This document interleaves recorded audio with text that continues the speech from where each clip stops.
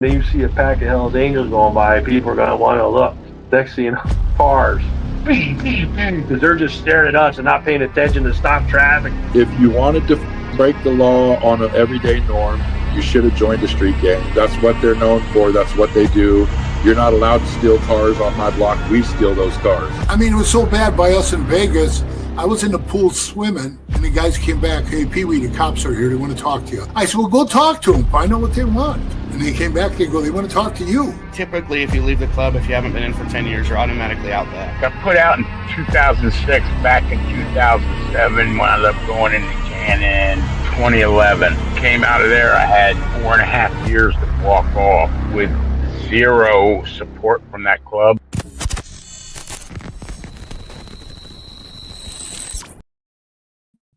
Welcome to this episode of Chattin with Staxx. I'm your host, Bill Staxx, and today we're going to talk about the Hell's Angel that was laid to rest. They call him a legend in motion. Before we get started, make sure you hit the like button, subscribe, hit the notification bell so you can get my videos every time they drop. We got a lot of great content on the way. Shout out to everybody that watches the show. I really appreciate you. You have no idea. The support means a lot. We are growing numbers every day. Every single day, we're getting more and more people watch the show, and I appreciate it. Thank you. So we got a lot to talk about today. Today, we are going to talk about this guy. Hell's Angels pay tribute at funeral after one of their own biker dies in a crash. So thousands of bikers around the world gathered for the funeral of Hell's Angel Chris Brown. I'll show you guys some pictures. I mean, there was literally thousands of Hell's Angels. And normally, I've spoken with a lot of Hell's Angels recently, and they say that when a member dies, well, you're going to hear it in this interview I did with Hell's Angel and an outlaw. They say when a member dies, a representative from almost every club out there will send a representative to the funeral to pay their respects. So here's one of the flower arrangements, cuz, dad, and son for Chris Brown.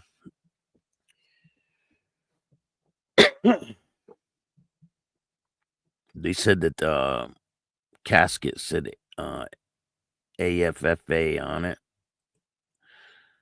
It says thousands turn out for the funeral from around the world.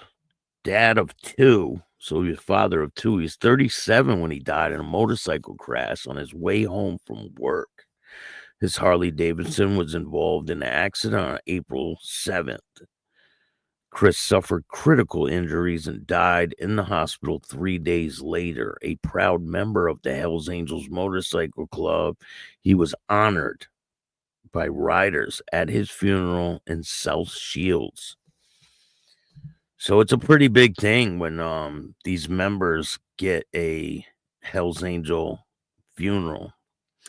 Bikers had traveled from Wales, Northern Ireland, Amsterdam, Switzerland, Belgium, Madrid, and even the Canary Islands to pay tribute to a popular Chris. They joined his wife Stacey and daughter Harlo-Rose, 12, and Haylan, 7. Celebrated Chris, described by one of his pals as having a smile that could light up the room. He was generous by nature and knew no bounds. More than 1,000 riders created procession, accompanied Chris to his final journey in South Shields Crematorium. The Hells Angels wore sashes on their signature leather vests, bearing Chris's nickname, Brownie. The large turnout meant traffic was halted through the Tyne Tunnel to allow the procession to pass through. One man from Northampton said, "This is what we do." As Chris's coffin was carried into the crematorium, the Hells Angels emblazoned on the side. The bikers chanted AFFA, the Hells Angels slogan, meaning Angels Forever, Forever Angels, with crowds bursting into applause. It was said of Chris during the emotional service, he did more than 37 years than others have done in 3 lifetimes. A supervisor from Smugglers in Wallsend, Chris was described as having lived life to the full at full throttle, a life not measured in years, but measured in miles. He wasn't just a biker, he was a legend in motion.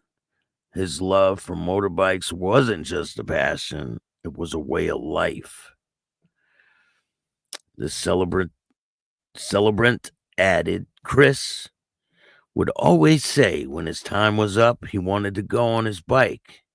Despite this, he still had everything to live for. A fellow biker said at the service, he was full of integrity, courage, and really embraced the true brotherhood of what we've got in this club. His class and his style, his finesse, it was there in buckets full. They report that the story of Chris' life was just told during the ceremony, drawing both laughter and tears from mourners.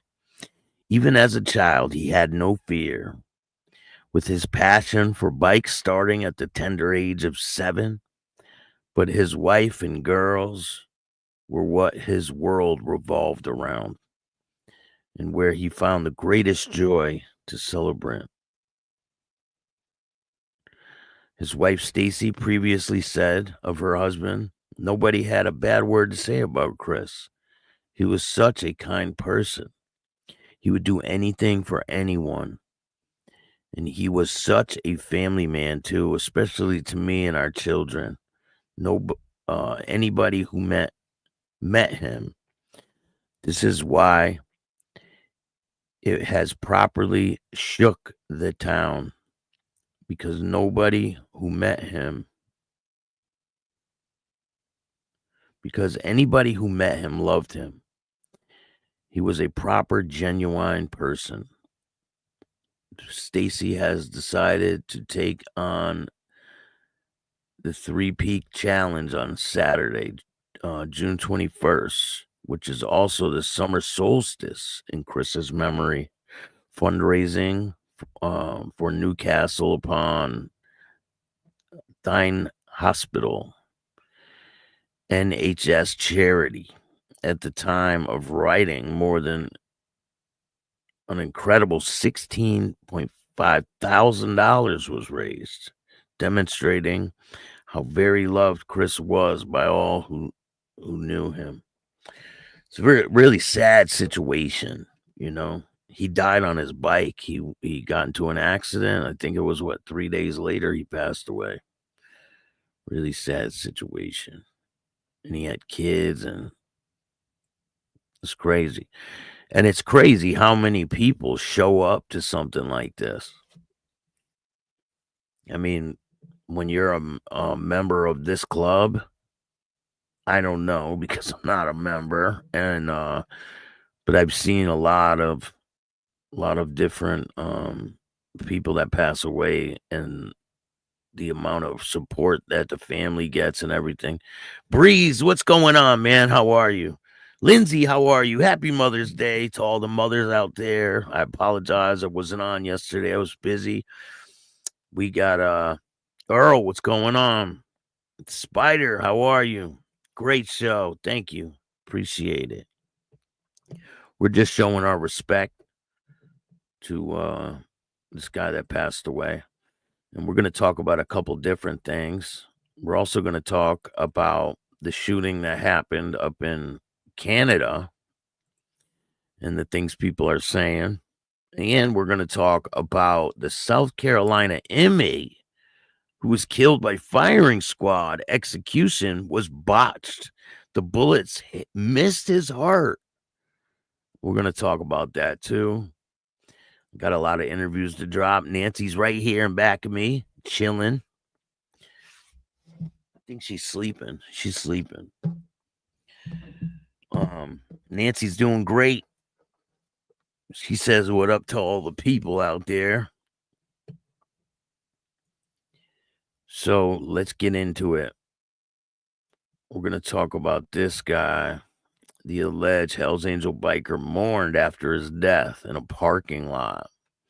Alleged high-ranking member of the Hells Angels was gunned down in Toronto area parking lot is remembered for his dedication to his family and his biker brothers. Craig McCullum, 55 of Oakville, died in the hospital April 29th after he was shot outside a Mandarin restaurant in Fairview Street in Burlington around 8:30 p.m. Halton Regional Police said. McCullum, who's known as Truck, and also used the name Craig Brown, was the president of the Hells Angels Niagara chapter and a past member of the biker gang's Windsor chapter. They're not a biker gang. It's a club. It's a motorcycle club. I don't understand why they try to do that. The media tries to portray it as a gang for certain reasons. They do that for a reason. It says the motorcycle enthusiast and father of three, McCullum loves spending time at family cottage and crackling corny dad jokes, according to his obituary. Above all, Craig's greatest pride and purpose in life came from being a father, a husband, a son, and a brother. His family meant everything to him, and he made sure that they felt the love every single day, the obituary said. McCullum's death drew online tributes from Hells Angels members across the globe. Brother Truck, you will be missed forever and always. A beautiful moment you shared with us. Always speaks of a great person that you were. Rest in peace to my brother. A member from Zurich, Switzerland, wrote condolences on the page for McCullum. A member from Randers, Denmark, wrote, Truck, you're an amazing brother and friend. You will be truly missed. I send my love and condolences to his family. Big love and respect. A visitation for McCullum will be held Sunday, 11 to 3. I believe that just passed. So now there are some speculations on why he was killed, or not why he was killed, but who might be involved. It says Canadian authorities are exploring the possibility of the death of Hells Angel figure Craig McCullum was due to a feud with the Toronto mob. Now, this is coming from the Gangster Report. I don't know how newsworthy they are, because, you know, he has sources everywhere. Oh, this one just blew their nose. Let me report on it. It's crazy. All right, so this, it says informants have suggested to Canadian authorities that a recent murder of Niagara Falls Hells Angels president Craig Truck McCullum, they're 55 at the time of his passing, was secondary to ongoing tensions between the organization and Toronto Italian organized crime elements in the region. Gambling and drug rackets. McCullum was shot and killed on April 29th, 2025 in a parking lot at the restaurant. Truck allegedly has close ties with prominent Canadian Hells Angels, including Nugent, Stagnant, and Rob Barletta. Reports that McCullum took over the Niagara HA chapter when Barletta was dispatched to the Montreal region a few years ago. Moreover, Barletta and McCollum were both indicted on 12/2019.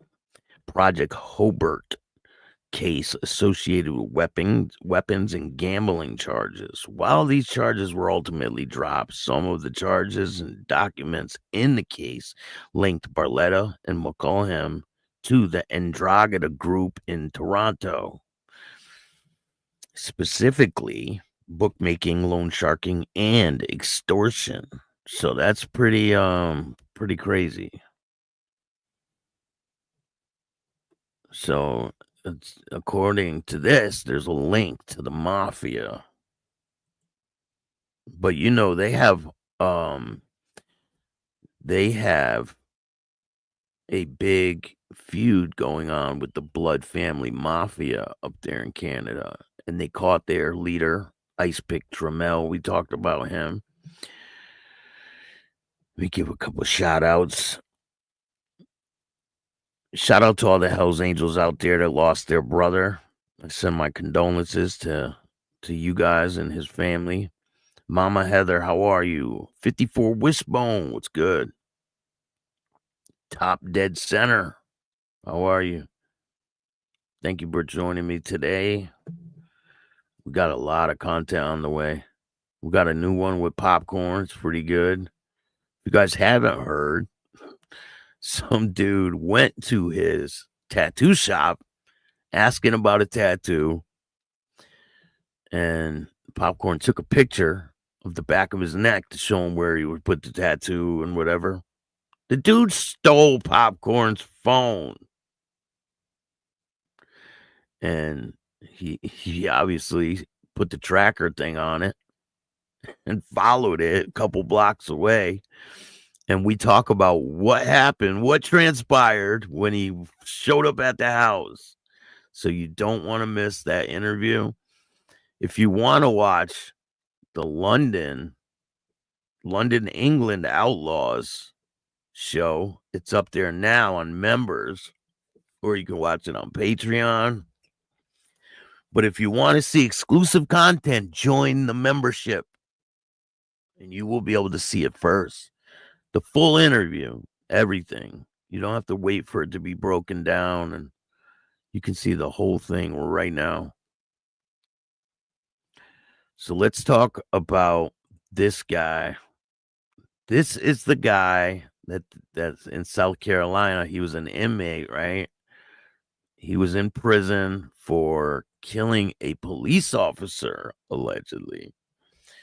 And he chose to die from firing squad. No thanks. So this is the chair, the one right there in the back. That's the chair he was sat on. And this is what happened. South Carolina inmate firing squad execution was botched when bullets mostly missed his heart, lawyers say. Mikhail Mahid was executed on April 11th, becoming the second man in South Carolina to be executed by three-person firing squad this year after admitting to killing an off-duty police officer in 2004. McKetted legal team filed a complaint with the South Carolina Supreme Court on Thursday saying the execution was botched. The filing contained reports from forensic pathologist Jonathan Aldrin, who reviewed his autopsy and photographs of the gunshot wounds and bullet fragments. The attorney claims that only 2 of the bullets struck him. Wow, they got to be a bad shot. Especially, I mean, how far away are they? 15 feet away. Come on. 15 feet away, and they couldn't, and only 2 of them hit him. And they missed his heart.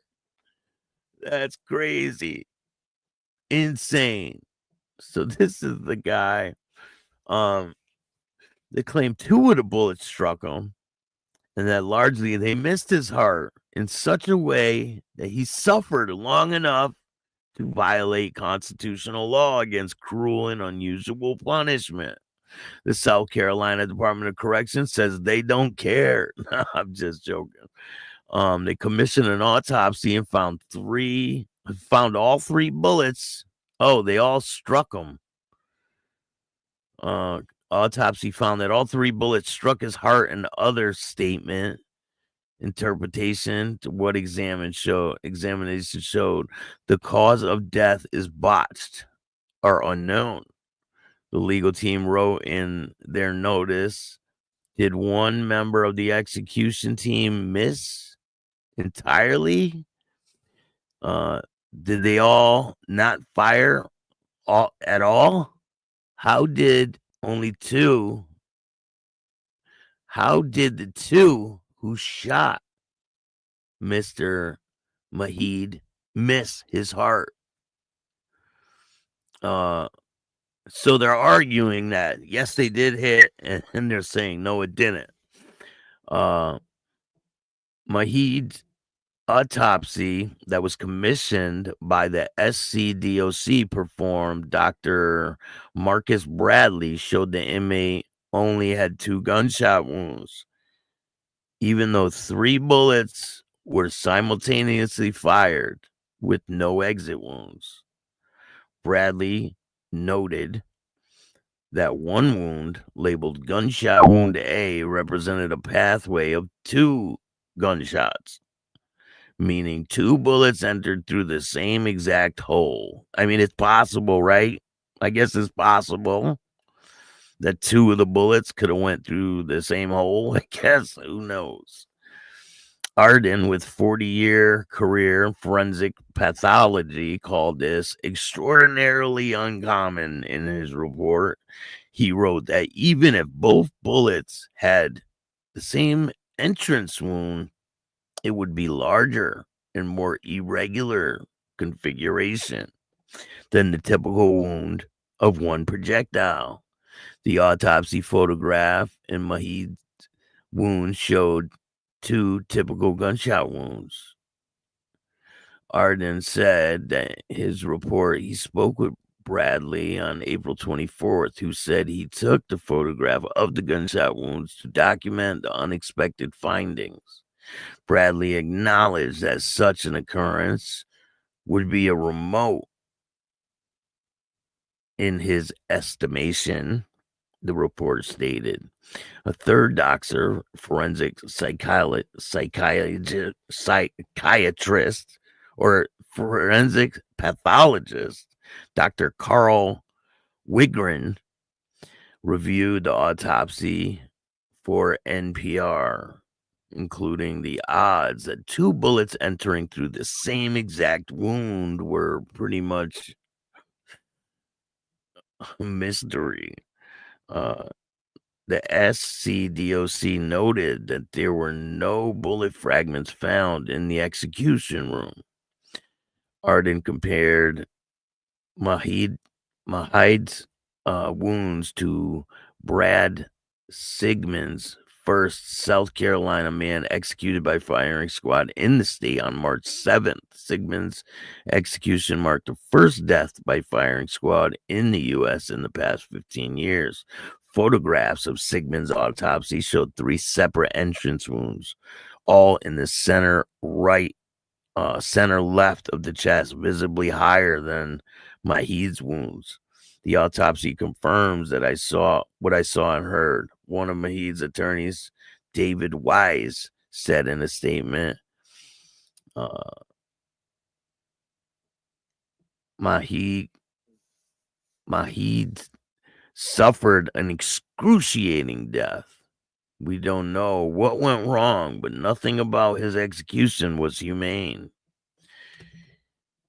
He breathed continued for 80 seconds, it says. South Carolina passed a law in 2021 allowing inmates to choose third method of execution, firing squad, in addition to lethal injection and the electric chair. Now, I want to ask all the people watching, if you had to choose, right?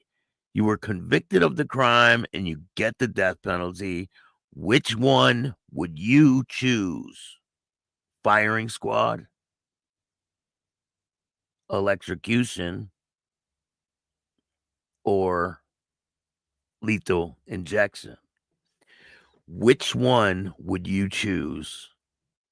Firing squad, the electric chair, or lethal injection?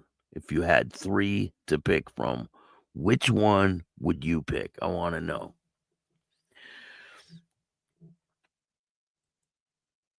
And I'll tell you at the end which one I would pick.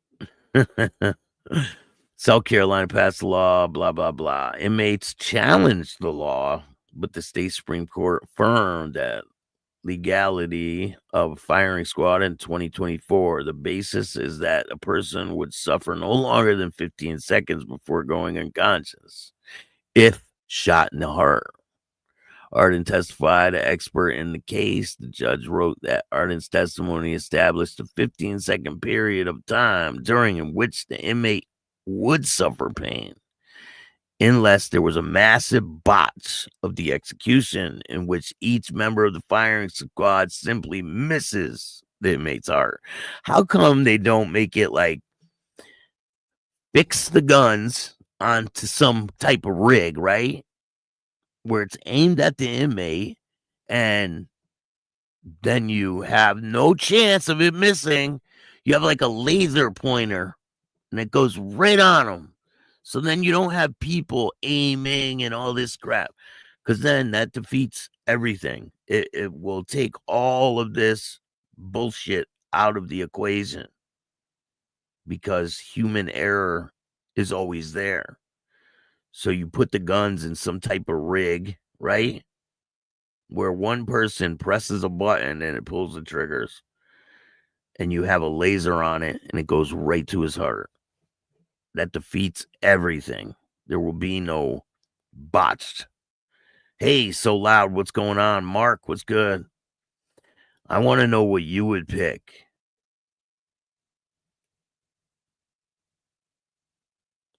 Let's hear it. I don't even see anybody picking anything. What's up? What would you pick?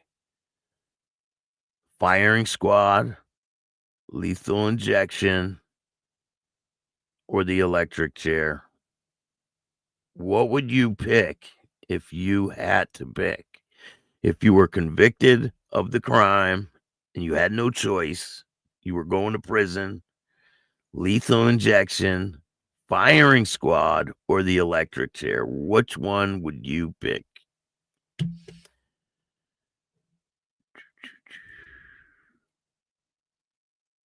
So,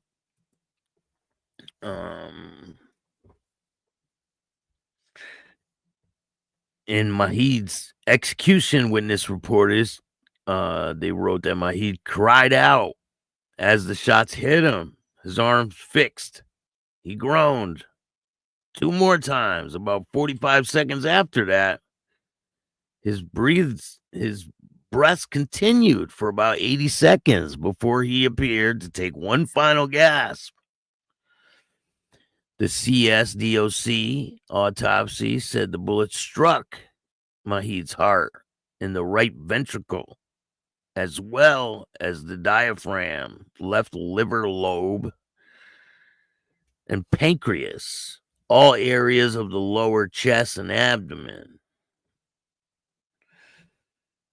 But in his report, Arden stated the location of Mahid's entrance wounds were on the lowest area of the chest and not obviously overlining the heart, although the location of the target relative to Mahid's heart cannot be determined. A spokesman for the SCDOC said medical professional used a stethoscope to place the target on the chest.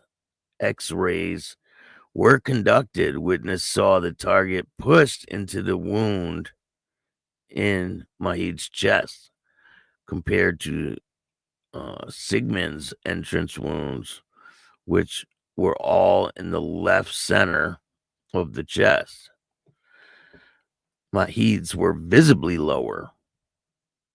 Maybe it was because he killed a cop and they're like, we're going to get this dude back.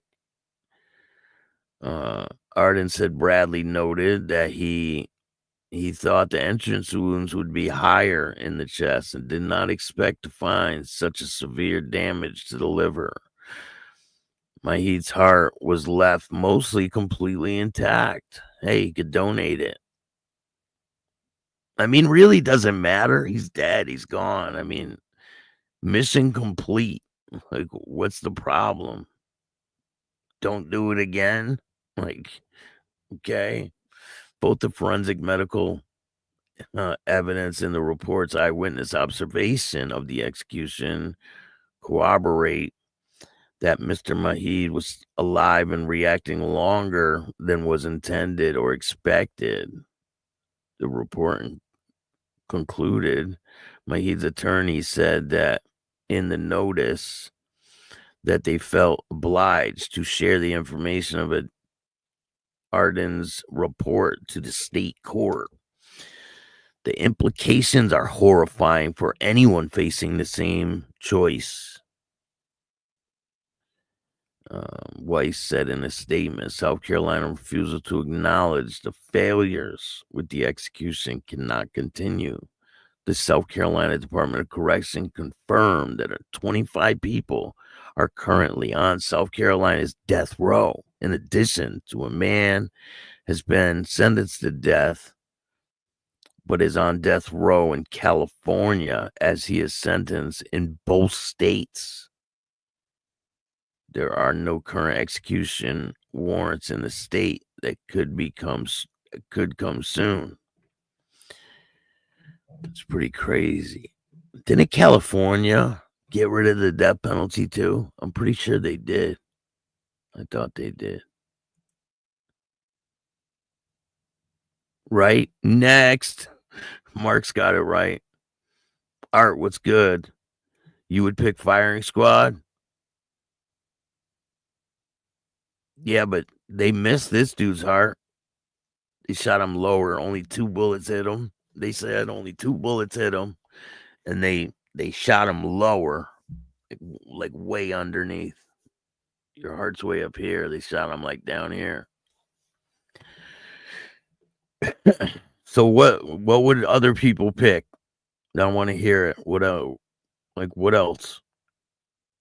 Who would pick the electric chair? Anyone?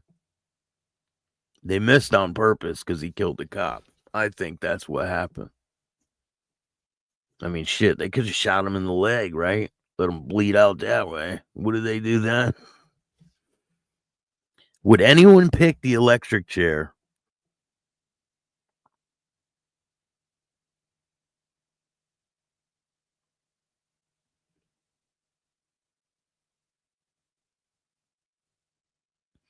Yeah, the real goal is to not have yourself in that situation in the first place. Just saying. You're definitely right. So loud. 100%. Shit. I ain't ever trying to get to that situation. But anyway, condolences to this man's family. Huge outcome at his funeral.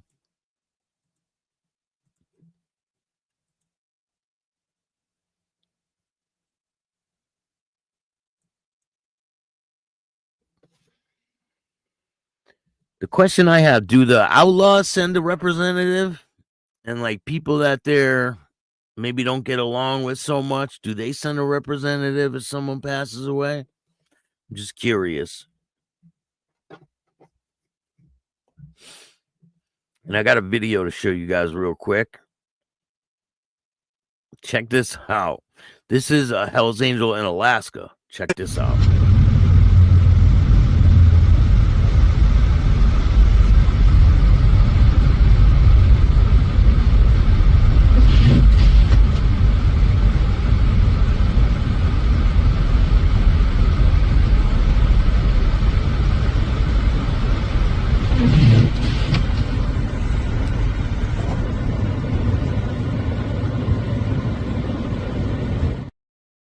That dude is not playing.